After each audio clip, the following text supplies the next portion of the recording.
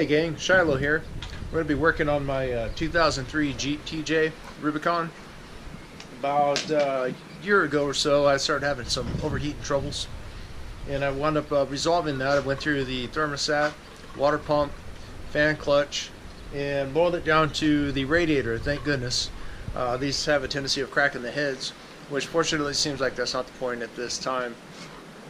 I replaced the radiator with a Champion radiator, and I did a test run with it. It seems to be working pretty good. I would have done a video on it, but a little late for that. But I do have to replace the bushings on the lower control arms, so we're going to do that for you today to show you how that's done. Okay, here we go. We're going to remove this bolt.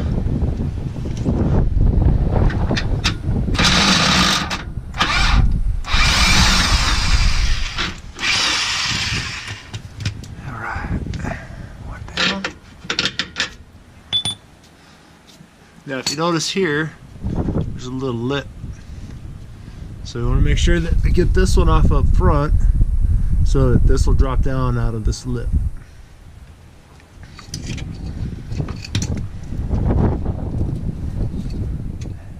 Looks like I'll have to get another wrench. Yep, not enough room on that side. Okay, we'll get a wrench and we'll get this down, and I'll show you what the outcome is. Alright, here we go. Let's see if this will work. We just need to break it free.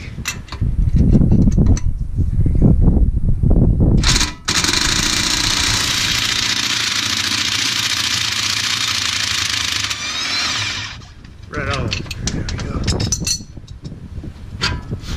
Bolt out. Pull it out.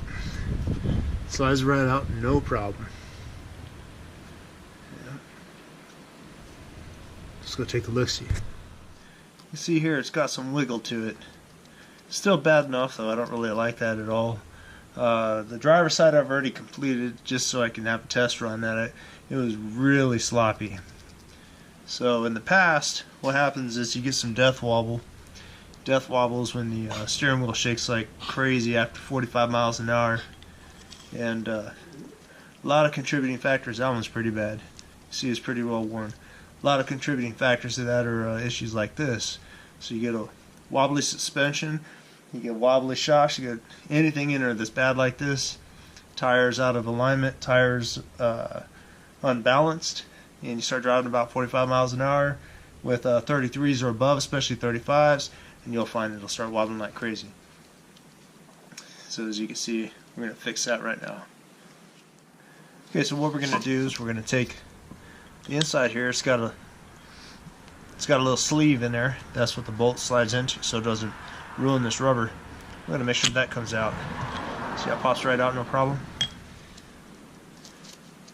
So we're going to slide that sucker out.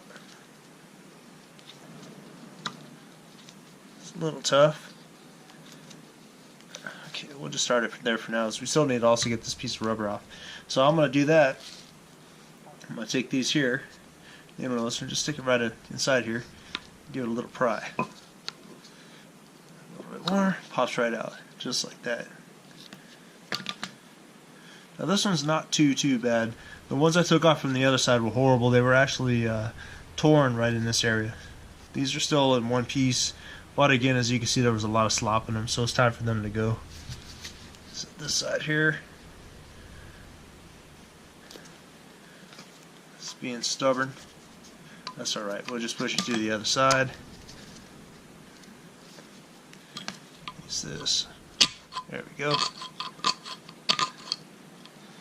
Get it out. Back on this side here. There we go. Now it looks like they were flared out a pinch, probably from wobbling in the holes where the bolt goes, and it flared them out just a pinch from tightening them down. So now to get this other side off, we're going to use these pliers again. There we go. Got it broken loose. Pops right out. There we go. These are kind of dry too. Should have probably a little more grease in those for sure. Alright, that's it. Now to put the new ones in. These are the brand new ones.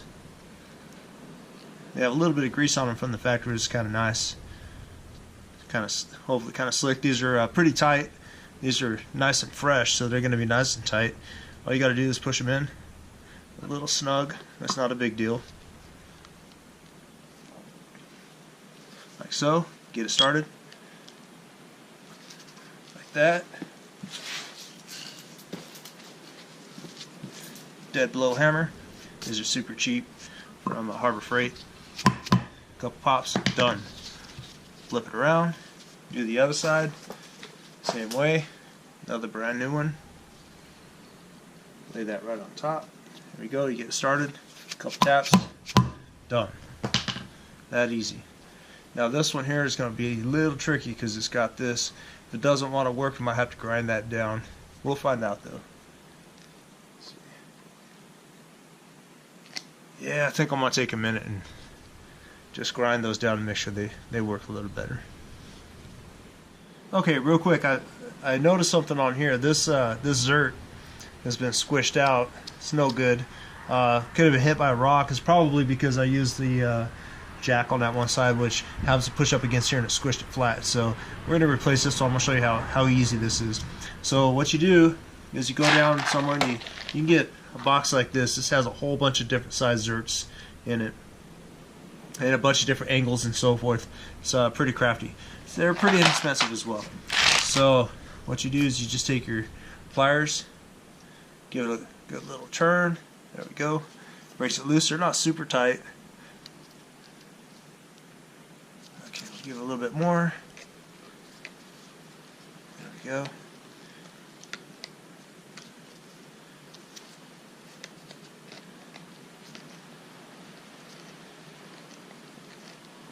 You could use a socket if you want to use a socket.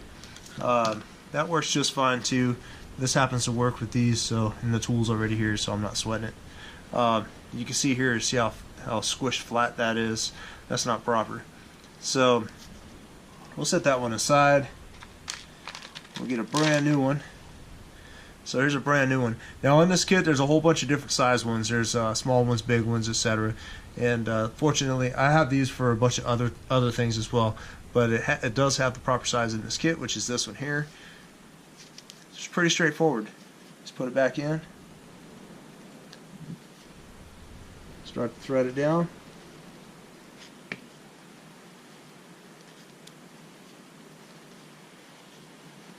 And there it is. Get it bottomed out. Just give it a couple turns. Once it's tight, make sure it's a little quarter turn or so, and make sure it's snug. That ain't gonna come out. This one's been in here for some time too. It never fell out. Like I said, the top just got squished down. There's a little ball in here too that the grease has to go past. It closes shut once you take it off to make sure that no dirt and grime gets up inside. So, like I said, that one's squished, done. Brand new one's in place. Let's go put this in back in the Jeep. See what happens. Okay, now that we're going to put these back into place, what we want to do is make sure that they're aligned properly, because one side is a little bit longer than the other side. So we want to make sure that the proper side is facing the right direction. The short side should go forward, long side goes in the back, at least for these. These are rough country. And what we're going to do is we're going to start at the top. The reason why we're going to start at the top is because there's that little lip. Sorry about that. There we go. We got a little lip that's right here, and that needs to sit up inside. Now this is pretty nice and smooth. It works real well. It's got a lot of room to do that. Up front's going to be a little bit tighter though. So we're going to get it roughly in place. Good test. Boom. There we go. So we're going to actually put the bolt. We got the bolt for the rear one. And we're going to put the bolt in the rear one first to hold it in place.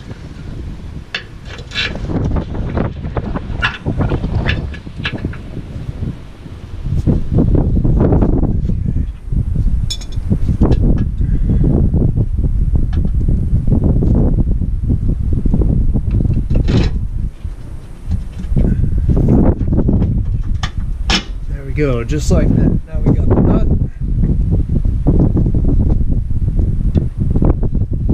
We just want to kind of start it.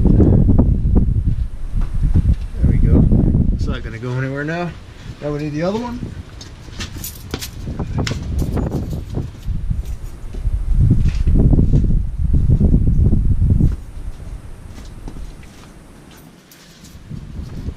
Okay, so this front one's going to be a little tricky.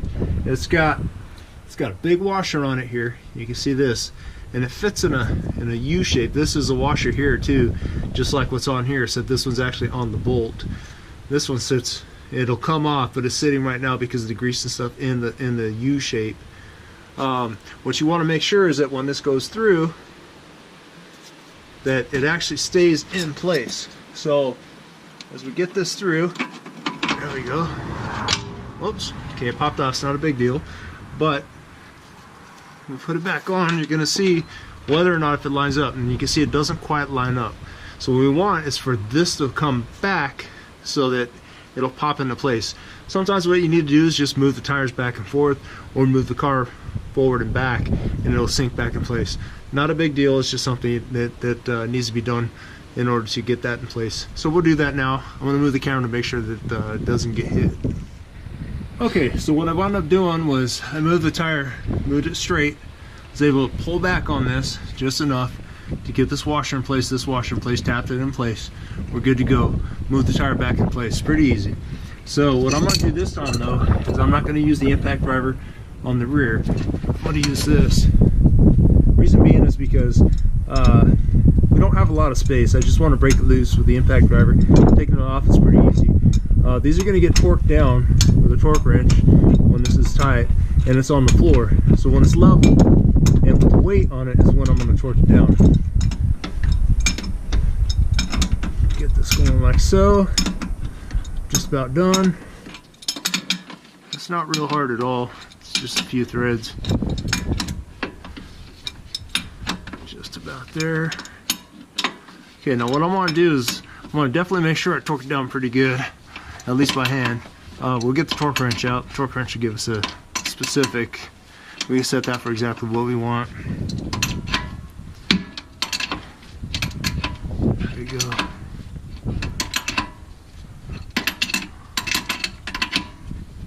Now, for what I've been reading is about 130 pounds for the front. And if I'm wrong, somebody make a comment. Good to change it. All right. So now what we're gonna do is we're gonna work on this back one here, and the same thing. It's not a real big chore. Put this on.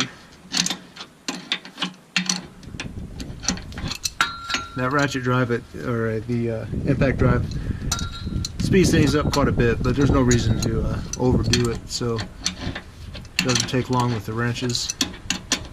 You could use the ratchet also if you want.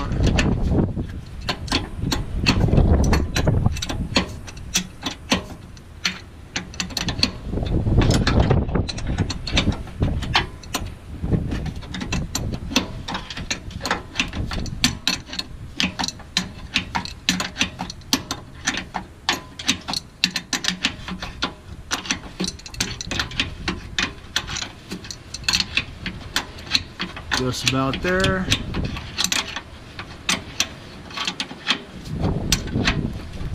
Okay, starting to get snug. I feel it getting there. Okay. All right, so we got a good, nice. There we go. Good snug fit to it. Now, torque wrench, of course, it'll tell me the appropriate, like I said, about 130 pounds. What I want to put on there. So I'm gonna go get the torque wrench, and we'll double check it, make sure it's good. Okay, so I got the torque wrench here. Put it on this side here. There we go. Okay. Use the wrench on this side. Some good leverage.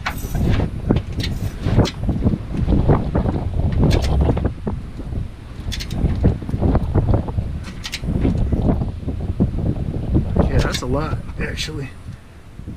I'm surprised it's not clicking yet. Let's see where we're at. Let's bring it down some just to get a rough idea. I'm gonna kick it down to about 110. Actually, we'll do 100. We'll see if it's at least 100. It's actually pretty snug. There we go. So we are at least at 100. So we're gonna go up front. We're gonna do the same thing at 100.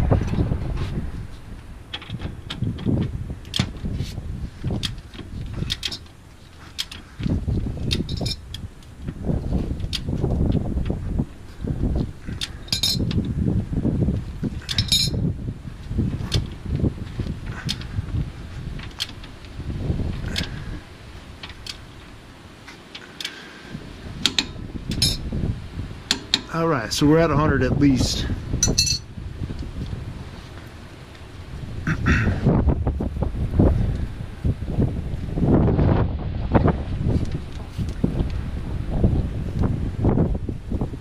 I'm gonna do it at 120. I feel pretty comfortable with sticking around there just in case we split the difference.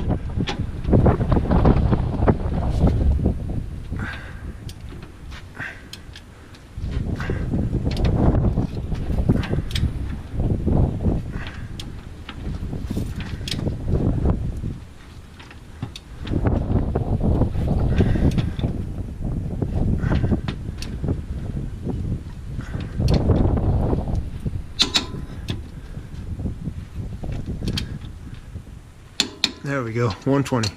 That is down pretty dang tight, I'll tell you that much. Now the reason why, or how I got to this number is I did a lot of research and I found that that's what it says in the manual, I suppose. Looked online, a couple different places, and that's what they're stating. It's 130. I think I'm gonna stick with 120 though. It's pretty dang tight, just to be on the safe side, like I said. So I'm gonna do this one. Oh, there we go. We're at 120. Done. All right. There we go. Next step is gonna be filling it with grease. So I'll get the grease gun ready and I'll show you how that works. All right. So got the grease gun here. Put a fresh tube of grease in here, and this is how easy this is. Pretty straightforward. You got the zerk. You want to make sure that little spot's clean where the ball is. Put this up on it, and you start squeezing away. And start pressing grease up into those crevices. This is fresh. There's nothing up in there because we just put those new bushings on. So we're gonna start filling this up with grease like it's supposed to be done. And once it starts to fill up, it'll start to squeeze out the sides.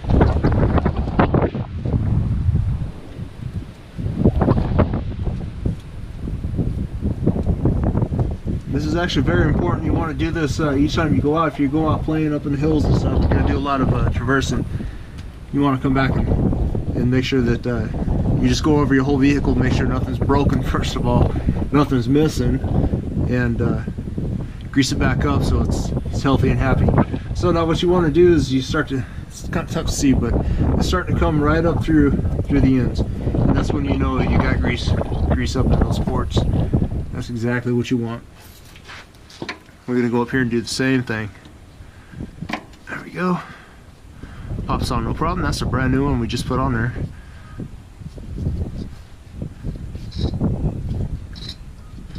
Like I said, these things are brand new, so they're dry and they're wanting that grease. After the first run too, we'll take this out. We'll go over in the hills real quick. And then we'll come back and, just like I said, we'll make sure that everything's greased up again, because this is all going to get to where it wants to be, where it's supposed to be. Oh, there it goes, coming outside. Okay. Yeah, see, it's coming out. Oops. And we'll just put it right up there, ain't going to hurt nothing. Get a little dirt on it. Alright, that's how that's done. We're good to go. Then all we got to do is do the rest of them, and everybody's happy. That's that. That's how you change that's how you change out these bushings. That's how you grease it up. That's how you replace everything and bolt it back up. Hope this helps, and thanks for watching. Don't forget to subscribe, like, and comment. If you have anything, any questions and so forth, please feel free to ask, and I'll help you the best I can. Thanks again.